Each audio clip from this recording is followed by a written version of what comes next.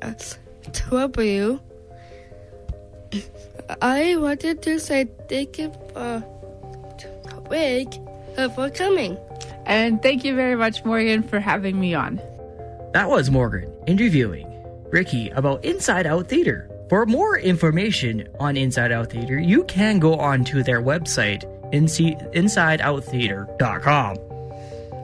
You have been listening to Accessible Airways on CJSW 90.9 FM. We hope you tune in for next month's episode. For the full version of this month's episode of Accessible Airwaves, please head to Spotify, iTunes, CJSW.com, or listen from your favorite podcast app.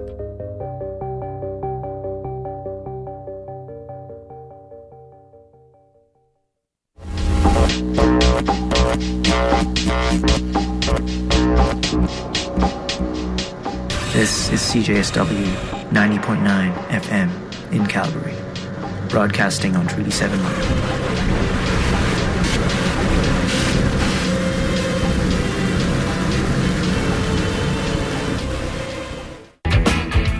This is Bumping Into Walls, a show about living with vision loss, the challenges, the successes, and the day-to-day walls we all bump into. Welcome to Bumping Into Walls.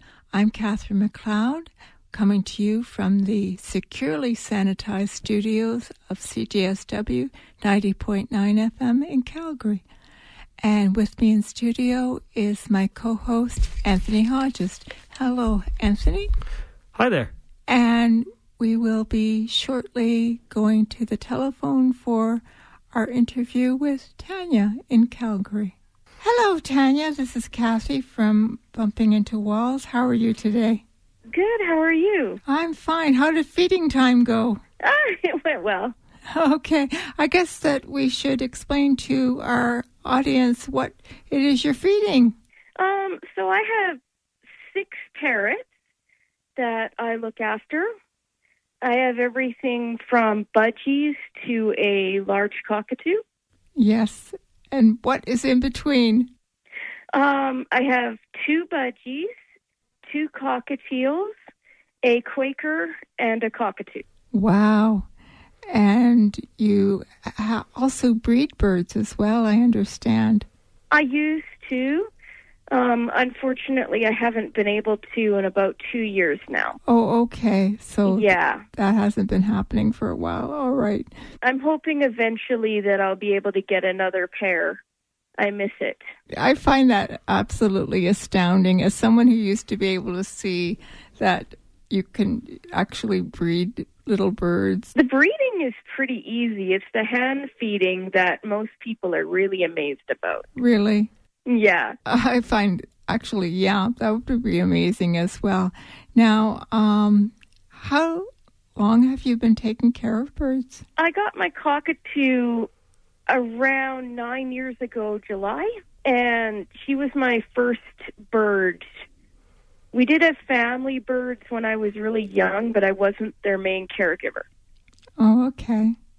It basically snowballed after her.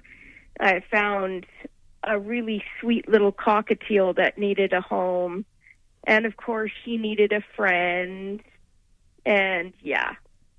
Oh, wow. And now we have 6, and it's soon to be 7. Oh, wow. What got you into getting involved with birds in the first place, being the main caregiver and such? It was after I lost my guide dog, and I noticed that when there was a pet around, I felt a lot better. I needed something to take care of, something to give me a reason to get up in the morning. But since I was living with my parents, I couldn't have a cat or a dog. So I thought I'd get a pet that was caged. It was actually my mom and dad that suggested a cockatiel. But when I went to the breeder to pick up the cockatiel, I fell in love with the cockatoo instead. Oh. Hey. Wow. That's quite a difference. I know. So how does it work when you're going to feed a bird? Hand feeding? Yeah. So I pull the babies from their parents when they're around 2.5 to 3 weeks old. And I feed them with syringes. So around this age, they're a bit bigger than a large marble, and they've got a pretty tiny beak. But I use a really small syringe with a little plastic feeding tip, and I can feel the feeding tip with my finger on the side of the beak.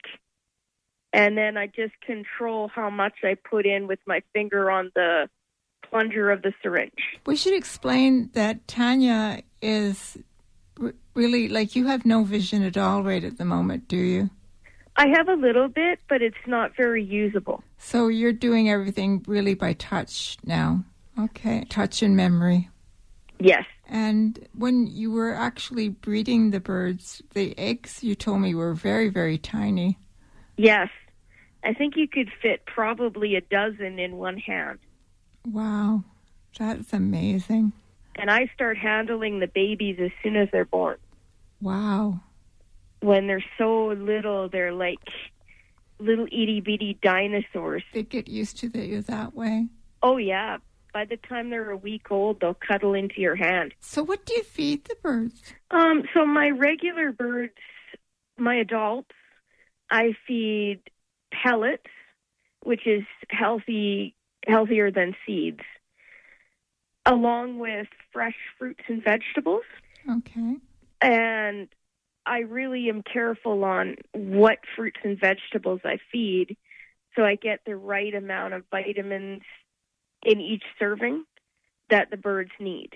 Mm-hmm. The only birds that I do feed seed to is my budgies, and that's because they came to me when they were older, and I haven't managed to convert them to pellets yet. Most birds do prefer seed. It's equivalent to ice cream over a salad. Oh. Yeah. I'm down with that. When you first started getting birds, what kind of reactions did you get from breeders as far as when you were just learning? Did they give you any kind of feedback as to, yeah, you can do this, or I've never seen it done before? When I went to get Daisy, I was lucky enough to actually come across a breeder that had actually sold birds to the disabled before. So she basically talked me through everything and allayed my fears and helped me with my nervousness and all that. Mm-hmm. She was great. She was really encouraging. I ran into some issues with the main bird public, I'd say. When I would take Daisy to the bird clubs and that, they were really amazed that I had a bird, let alone a large bird. Really? And sometimes they were reluctant to let me handle their birds, afraid that their bird would bite me or something like that. Oh, really? If a bird bites me, what's the difference between biting me or biting you or anyone else? Yeah, if it's going to bite, it's going to bite. Exactly. I mean, some breeds of birds especially bite more than others. Oh, yes. It depends on the species. It depends on the past of the bird. A lot of factors. Yeah. And yeah, I just find that strange. Maybe they thought you'd make more fuss than anyone else. I don't know. I guess people treat the disabled a little differently sometimes. They think that we're apt to raise more fuss than anyone else. I don't know. A lot of them did get over it, though, when they did see how well I did with Daisy, and the couple of people that thought it was awesome that I wanted to handle their birds and had no problem with it. Mm-hmm. So I made a couple of friends at the club, friends that I still have contact with today. Well, that's good. And I was really new to birds, so I needed the people around to answer questions or guide me if I needed help. Now I give that information to people that are new. Yeah, the information. Yeah, right. No, that's really interesting. Now, I understand you have a cat in the house as well. How does it get along with the birds? He's actually my grandma's cat, and Grandma lives in our walkout basement suite. So the cat actually isn't around the birds except for her two. Okay. And he doesn't even care about them. Oh, really? Yeah, he has no issue with them. Okay, I was picturing Tweety and Sylvester. And Yeah. You have it right with the Sylvester because he looks exactly like him. But oh, that's funny. in the case of Daisy, it would be more like Tweety eating Sylvester.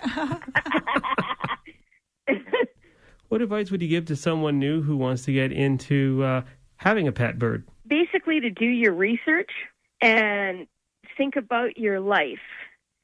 Birds aren't like having a cat or a dog or even any other animal. They're a lot of work. There's a lot of time involved, and they cost a lot more than other pets. If a bird is right for you and your family, then if you choose the right one, you'll be really, really happy. I talk about this all the time on my Facebook group because we get people asking this all the time. What bird is right for me, and how do I know that this bird is right for my family? Yeah, because I know people, like, they'll fall in love with a cockatoo, for instance, and think that it's great, and it isn't really in most cases, especially if you have small children. Yes, if you have small children, if you live in a place where screaming would be a problem, if you can't afford $30 a week for toys, sometimes more. Yeah. She's crazy. Yeah. I usually try to break it down by price as well as time commitment for each species. A cockatoo's at the top end of the time commitment. Really? How much time do they need, do you think? I have Daisy out for 6 hours a day, and I spend a lot of time making her toys and cleaning the cage and all of that. Mm-hmm. What kind of toys does she need? She prefers large wood toys. Okay. She likes to chew up the wood. How do you find a wood that is sturdy enough that she doesn't just make it into splinters? That's all she does with it. That's the purpose of it. Yeah, but I thought they might have a special kind of wood that works better for that particular type of bird. I usually buy from a place called Zumax, and I get large blocks of pine. She doesn't like harder woods, but if you put enough large blocks of pine on a toy, it might last a week. Really? Okay. So she likes to peck at things and chew and... It's a bird thing. Yeah. They all do. Yeah. Their beak grows perpetually, so Right. if they don't chew, their beak will grow too long and it'll have to be dealt with by a vet. Okay, that makes sense, actually, yeah. So I understand you're involved in a cat rescue. I'm a volunteer. Can you fill us in on what you're up to there? I started off as a feeder on the weekends, just basically giving everybody their food and water. But I developed such a rapport with some of the cats that they offered me a shift as a socializer. And socializer is really what I wanted to do anyway, so I was really happy. My favorite is working with the cats that aren't adoptable because they're afraid or aggressive or really, really shy.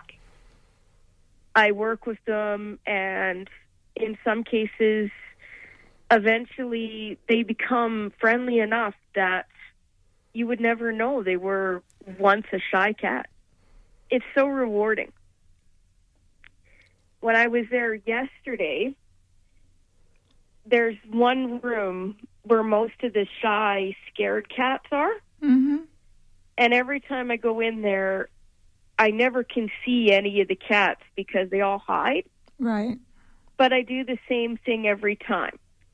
I go in and I put some treats here and there, and then I stand for a while with a wand toy to see if anybody will come and play. Right. And yesterday, one of the really shy girls did. Oh, that's nice. We played for around a half an hour. I slid her several treats. It was a really good experience for her. Good.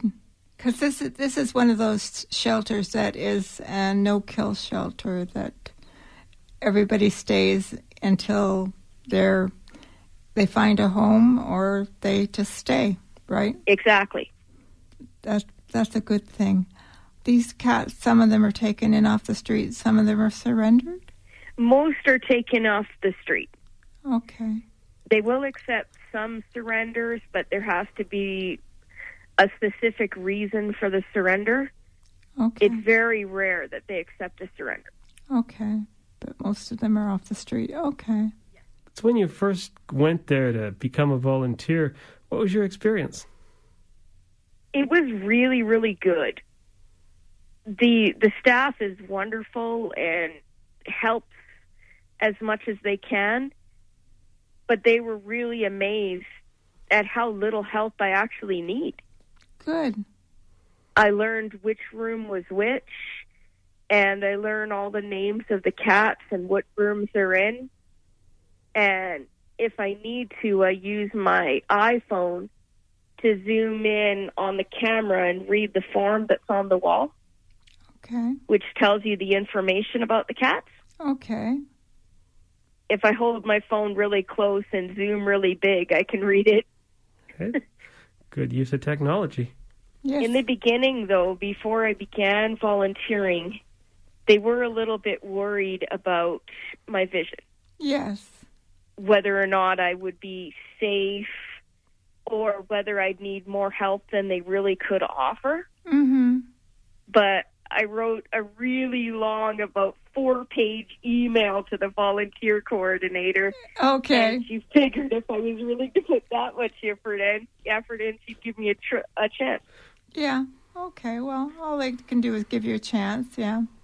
And you She's put so the effort happy in. she did. Yeah. Right Oh, on. that's good. So the cats love you anyway. So. Oh, yes, and I love them. I look forward to it every week. And how often do these cats get adopted out? The ones that are friendlier usually get adopted fairly quickly. Well, that's good. There's quite a turnover. That helps. But the Shire cats, sometimes they're in for a year. Okay. And sometimes they just do. You told me that there are a couple that sometimes do get returned back to the street. Yes. They have colonies in the community that look after the feral cats. Okay. And these are cats that aren't pets. These cats are too afraid of people to ever truly be a pet. So they spay them, they neuter them, and they return them back to their colony. Right. And their caregiver. Right. And they just make sure that they're healthy and... Yeah. And they feed them and they give them a shelter in the winter. And okay, make sure that they are healthy, but there isn't otherwise, that's it. Yeah, that makes... And the caregivers are also responsible for keeping track on other cats that might come into the colony and having them trapped and brought in so that they can be evaluated to see if they're adoptable. Sometimes they're given some time to see if they will come around. Well, I would think that when they're brand new, sometimes they are someone's pet that's just been dumped, so it probably is, like when they're brand new, they might be fairly easy to change, but it's the old-timers that would be hardest. Well, sometimes it's amazing. Like this one cat, she was so shy and scared. She spent the first couple of weeks hiding up in the ceiling, Oh, goodness. not even coming down. Yeah. And then when she started coming down, she scratched more than one of us. Right. And after a couple of months, when I went in, she put her paws up on my shoulder and let me pick her up and hold her. Aw. Wow. Yeah, she just totally turned around. And then there was Pop-Tart, who was one of my favorites.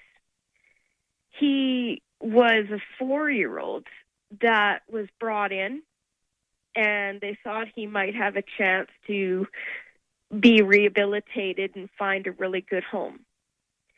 When I started in October, he was super shy and scared. The one day when I went in, he was laying on the condo, and I crept over slowly, talking to him, and he let me pet him. After that, it became our thing. Every time I went in, I stopped and petted Pop-Tart for a while. He even started to enjoy it, started purring and kneading and everything. Really? It's a good sign when they do that. Yeah, and then he did get adopted. That's Right on. good. I was so happy, but I was also a little upset because I miss him. Oh, yeah, but at least he's in a home. I really wanted to take him home. Yeah. Yeah. No, I know. But trouble is, you probably want to take more than one of them home. Oh, yeah. But then there's always another one. Exactly. It's really rewarding work, isn't it? It is. And it's the same with my work with birds. When you take a rescue in that's so afraid, and then just slowly over time they blossom and become what they were always meant to be. So do you get many rescue birds? We have several here. Of mine, only 2 of my 6 are birds that were from breeders. The other 4 are rescues. Really? Jimmy, my male cockatiel, came from an abusive home. Oh, no. We bought a cage, and he was included with the cage. Wow. They just threw him away. They didn't care. Oh, no. That's sad. Can't believe people would do that. How do you rehabilitate an abused cockatiel? Just slowly give him time to adjust, slowly talk to him, and start feeding him treats. He really likes millet. It took years. Yeah. That's so sad. He's still afraid of hands. You have to approach really slowly.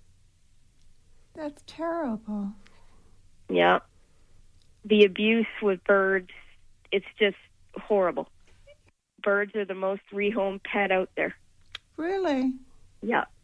I find that so hard to understand that people would do that. Do they turn them over to the Humane Society, or what do they do? Sometimes they get turned over to the Humane Society or rescue, but most often they just get sold. Really? They say a cockatoo like Daisy will have 7 homes in its life. So if someone was going to go get a bird, how would you recommend them getting one? Where would be the best place to get one? It really depends. My conscience says you should adopt, not shop. But then I think that would be a bit hypocritical because I've bred and I've also bought birds from breeders. Mm-hmm. You know what you're getting if you get a bird from a breeder. But that being said, some of my nicest birds here are rescues. Yeah. But I also have never gotten a bird from an actual rescue. I get them off of Kijiji or something like that. I always say that I have to pay a ransom to get them out of their old home, but it's worth it. Yes. They feel like they got a new life, probably. Yes.